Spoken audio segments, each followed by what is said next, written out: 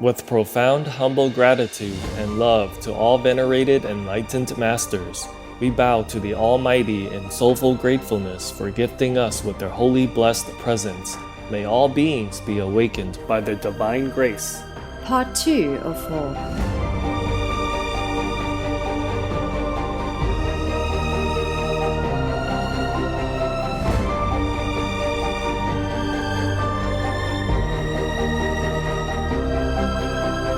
Etc. Our programs offer many languages. Please visit suprememastertv.com/schedule.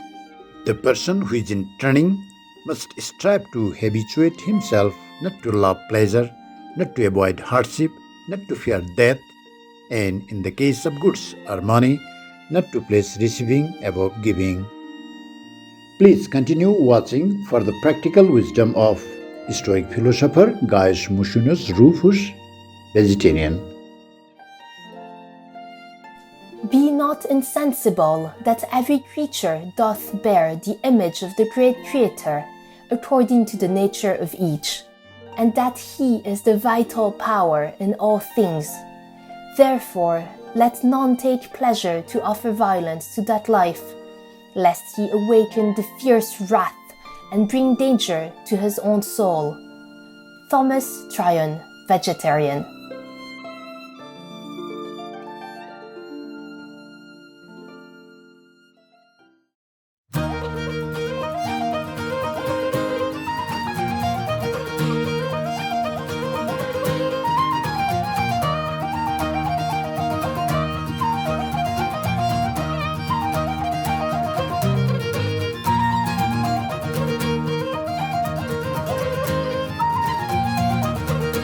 Céad Míle Fáilte is how we say 100,000 welcomes in Scottish Gaelic.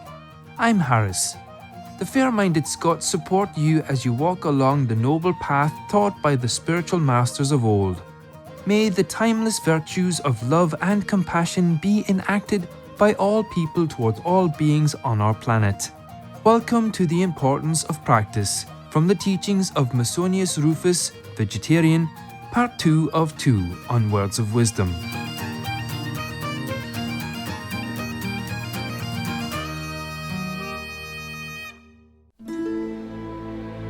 Gaius Musonius Rufus was one of the great Stoic philosophers of the Roman Empire. He lived in the 1st century CE and was born in Volsini, an ancient city of Etruria that is now part of present-day Italy. His philosophy focused on the study and practice of virtue. He believed that everyone is capable of being virtuous. However, people who had not learned the skills of ethical living could not be expected to live without error. Thus, he lived and promoted a simple and frugal lifestyle, which included the learning of self-control, modesty, courage, and benevolence.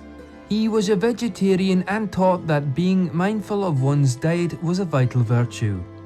His students included Roman noblemen, senators, and future philosophers. In the years following, his wisdom continued to have an impact on later Stoic philosophy as well as early Christian moral thought. Epictetus, another great Stoic philosopher, was his most notable student, whose principles were deeply influenced by his mentor. Although the works of Gaius Musonius Rufus are mentioned in the writings of Epictetus, most have been lost through time. However, his philosophical teachings in the form of aphoristic sayings and discourses were preserved by his students. This was later translated and included in Cora E. Lutz's book, Musonius Rufus, the Roman Socrates. Let us continue the discourses on training and what means of livelihood is appropriate for a philosopher, where students and teachers are encouraged to practice being virtuous for spiritual upliftment. On training.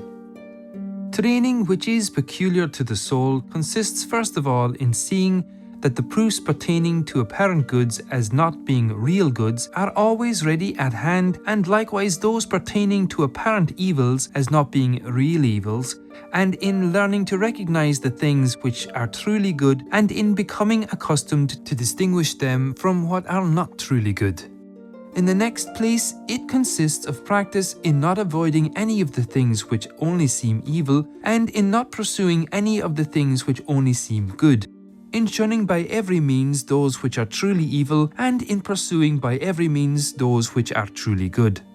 It is true that all of us who have participated in philosophic discussion have heard and apprehended that neither pain nor death nor poverty nor anything else which is free from wrong is evil, and again that wealth, life, pleasure, or anything else which does not partake of virtue is not good. And yet, in spite of understanding this, because of the depravity which has become implanted in us straight from childhood, and because of evil habits engendered by this depravity, when hardship comes, we think evil has come upon us. And when pleasure comes our way, we think that good has befallen us. We dread death as the most extreme misfortune, we cling to life as the greatest blessing, and when we give away money, we grieve as if we were injured. But upon receiving it, we rejoice as if a benefit had been conferred. Similarly, with the majority of other things, we do not meet circumstances in accordance with the right principles, but rather we follow wretched habits. Since then, I repeat, all this is the case. The person who is in training must strive to habituate himself not to love pleasure, not to avoid hardship, not to be infatuated with living, not to fear death, and in the case of goods or money, not to place receiving above giving.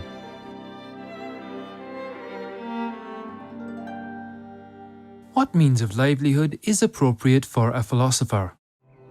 It would be reasonable to consider it even better for a strong person, namely earning a living from the soil, whether one owns his own land or not. For many who are farming, land owned either by the state or by other private individuals are yet able to support not only themselves but their wives and children as well, and some in fact attain even a high degree of prosperity by hard work with their own hands. For the earth repays most justly and well those who cultivate her, returning many times as much as he received and furnishing an abundance of all the necessities of life to anyone who is willing to work. And this she does without violating one's dignity or self-respect. Are not sowing seed and harvesting and threshing all occupations for free men and befitting good men? Speaking generally, if one devotes himself to the life of philosophy and tills the land at the same time, I should not compare any other way of life to his, nor prefer any other means of livelihood. For is it not living more in accord with nature to draw one's sustenance directly from the earth, which is the nurse and mother of us all, rather than from some other source? Is it not more like the life of a man to live in the country than to sit idly in the city? Who will say that it is not more healthy to live out of doors than to shun the open air and the heat of the sun? Tell me, do you think it is more fitting for a free man by his own labour to procure for himself the necessities of life or to receive them from others? But surely it is plain that not to require another's help for one's need is more dignified than asking for it. How very good and happy and blessed of heaven is the life of the soil when along with it the goods of the spirit are not neglected. Pupils would seem to me rather benefited by not meeting with their teacher in the city nor listening to his formal lectures and discussions, but by seeing him at work in the fields, demonstrating by his own labour the lessons which philosophy inculcates. That one should endure hardships and suffer the pains of labour with his own body, rather than depend upon another for sustenance. What is there to prevent a student while he is working from listening to a teacher speaking about self-control or justice or endurance? For those who teach philosophy well do not need many words. Of the true lovers of philosophy, there is not one who would not be willing to live with a good man in the country, even if the place be very simple, since he would be bound to profit greatly from this sojourn by living with his teacher night and day, by being away from the evils of the city, which are an obstacle to the study of philosophy, and from the fact that his conduct, whether good or bad, cannot escape observation. A great advantage to those who are learning. Also, to eat and drink and sleep under the supervision of a good man is a great benefit. Therefore, let no one say that farming is an obstacle to learning or to teaching the lessons of duty, for it can scarcely be such an obstacle if we realize that under these conditions the pupil lives in closest association with the teacher, and the teacher has the pupil constantly at hand. And where this is the case, earning a living by farming seems to be most suitable for a philosopher. Warmonger, condemned by the whole world and universes. Generous viewers, It was a delight that you could join us today for Words of Wisdom. Coming up next is Loving the Silent Tears, the musical, part 15 of a multi-part series, right after noteworthy news.